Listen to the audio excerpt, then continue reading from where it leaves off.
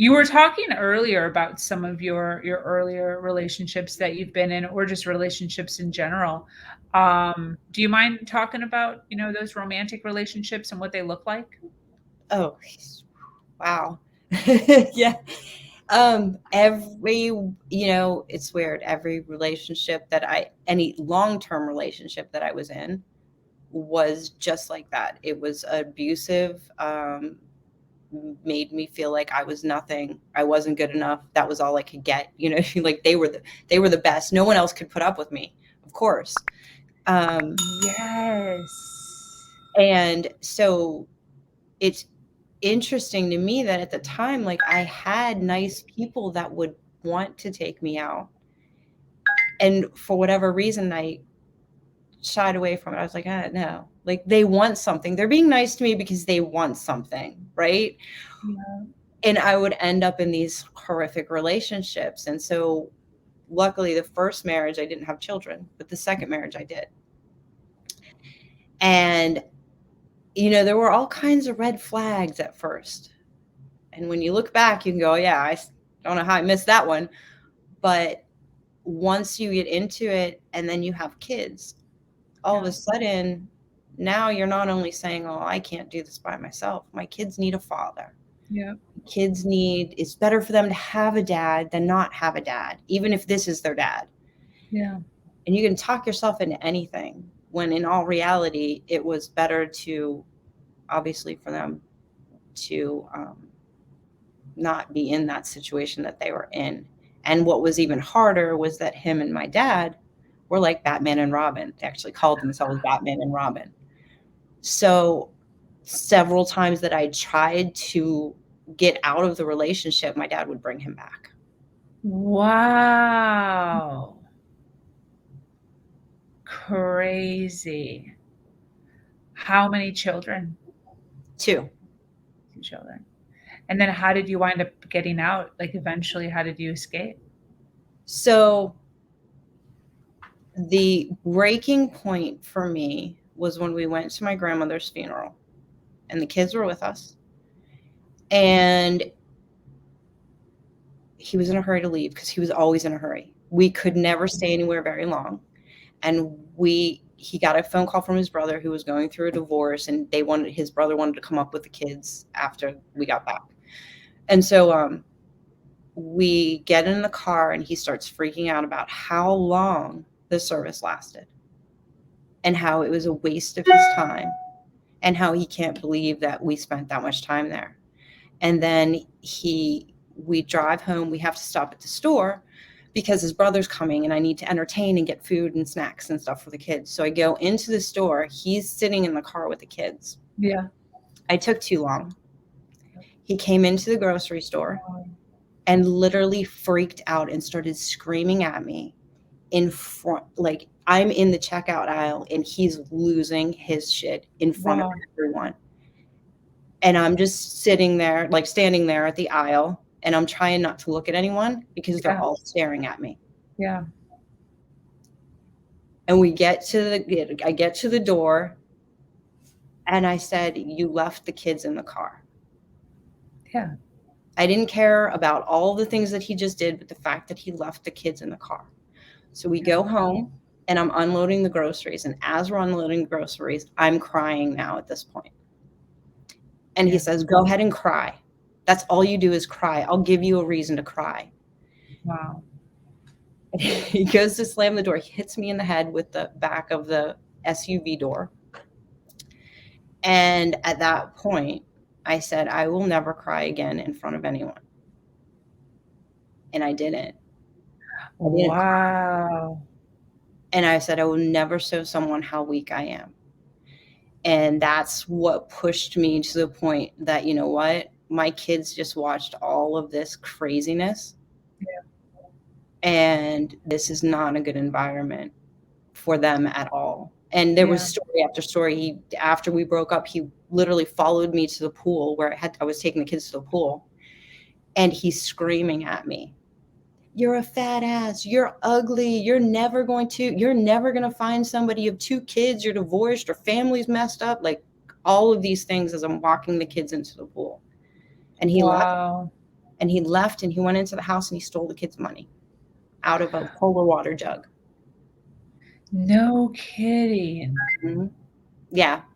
So, but that was the breaking point, was my grandmother's funeral. I'll never forget that day. I block a lot of things out that have happened, but Yeah. that was one. And at this point, that's, that was it. And it took a long time. Like, I got him out of the house, but it was a long process, a long process. I bet. Do you mind sharing a little bit about that? Because one of the big, and you mentioned it, one of the biggest issues is it better to leave, or is it better for your children to like have a father, their father in the home? So can you kind of just share like what's the dynamic now? Can you see a huge difference in, the dynamic of your relationship with your children versus, when you were in and when you're out now? Yeah, absolutely. But I can also see the damage that was done. Wow. So, I think they were 5 and 7, 4 and 6 when he finally left. Yeah. And he actually ended up committing suicide about a year after our divorce, not even. Wow. So the kids were like 5 and 7 when he ended up killing himself. And that's a whole nother topic to go into, because then I felt guilty. Wow. But,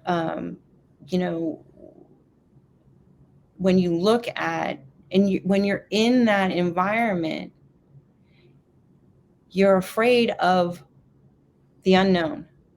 You're afraid of, what does that look like? You're so mentally beat up that you don't think you're worth anything. You Yeah. don't think you can find anybody. You think you're going to have to do everything on your own. And how are you going to do it? What does that look like? And you feel as terrified as you are, you know what to expect. Exactly. And I just remember being so incredibly low, to the point of like, I don't have anything left to give. But I had to look at my 2 kids and say, they don't deserve to be in this environment. I don't want them to grow up thinking that this is normal, thinking Exactly. that this is the way that people should treat other people. And so, that was a big part of it too, because at that point, you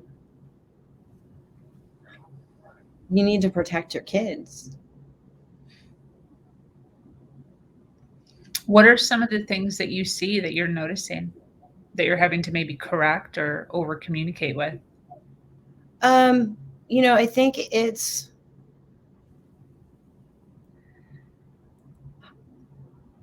I think they blocked a lot of it out. You block out a lot of things. But even now, they're 18 and 20. Even now, they'll mention things that happened, that they'll be like, did that happen? Like, the other day, my son said, hey, do you remember when that cop came down the driveway and gave dad a ticket? Did he end up giving him the ticket? Well, one of the things, he literally tried to lose a cop and came home and drove into the driveway. The cop came to the door and he was in the bedroom.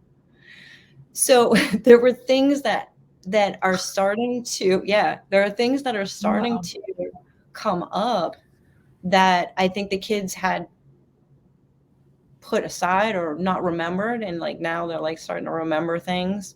But Matt doesn't have a relationship yet, my youngest. And I think in one of the things he talks about is not having kids. So in my oldest, same thing. They don't want to have kids. I kind of think that might have something to do with their childhood, right? Like, I don't know. I don't know. There's just, it makes you think about all the different things that happen, what they've been through. I don't know. Yeah, definitely. Do you think that your childhood has had quite a bit of impact on your relationships? Oh, absolutely. Absolutely. It had all the impact in the world on who I chose, what I was in, and even how I raised my kids. So I went the complete opposite, right? I didn't want to be anything like my dad. So I would never, like, if I give my kids something, I never take it away. So like even Yes. disciplining them, right? Like disciplining them, I was like, well, okay, what do you do? I'm Yep. not going to take anything away from them. So they'd be like, take away their video games. No, I can't do that. Maybe I could keep them from playing them for a day, but I'm not taking their machine, right? If it's a gift, Yeah. you're good. You don't owe me anything for that gift. And that's even in my relationships, like overcompensating, giving. I give and give and give and expect Wow. nothing in return. I don't want anything in return. I just want to help people. So I didn't have rules. Like the only rule I had is don't lie to me. If you tell me Wow. the truth, I will always back you 100% and 10%. Whether you're wrong or right, just tell me the truth. I have a huge problem with when people lie because he was a compulsive liar. Yeah. And so that is one thing that I could never stand for, is lying. And my kids tell me everything. So I'm so grateful. And we have a really good relationship based on I'll never lie to you, you don't lie Yes. to me.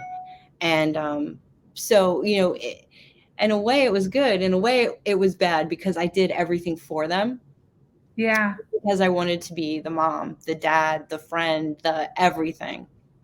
Um, Yes. so I kind of overcompensated and said, I'll just do everything for you.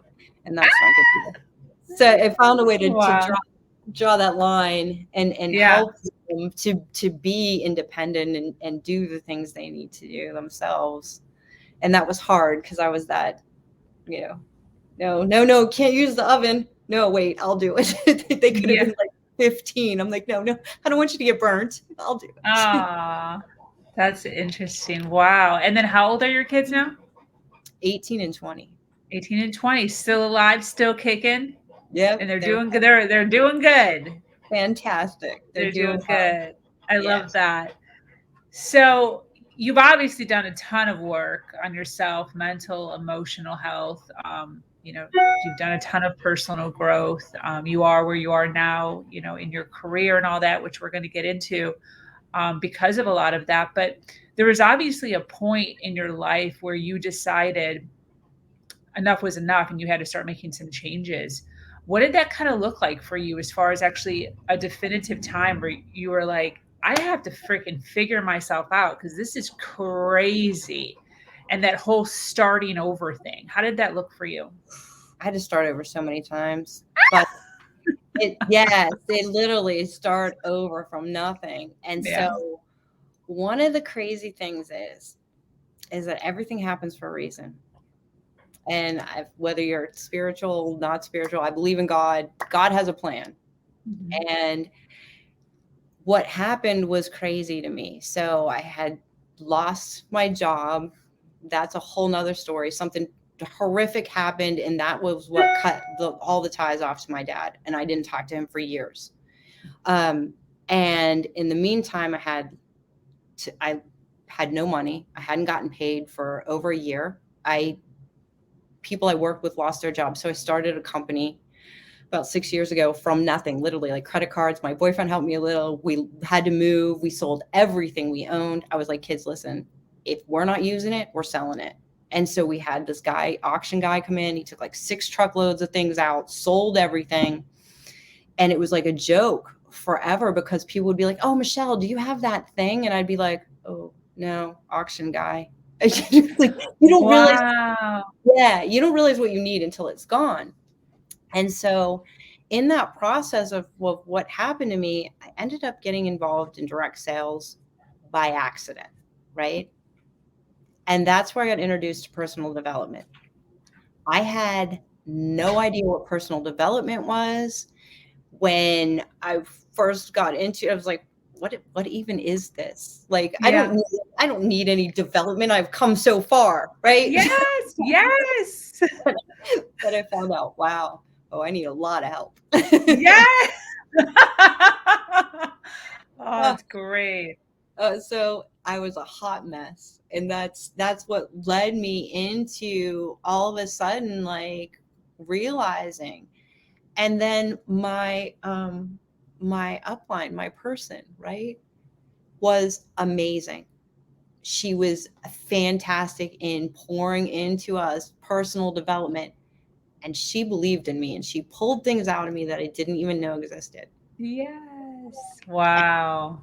That's what started my journey to start to change my life, get rid of that head trash, and start to believe in myself again. Yeah. That's so great. Wow.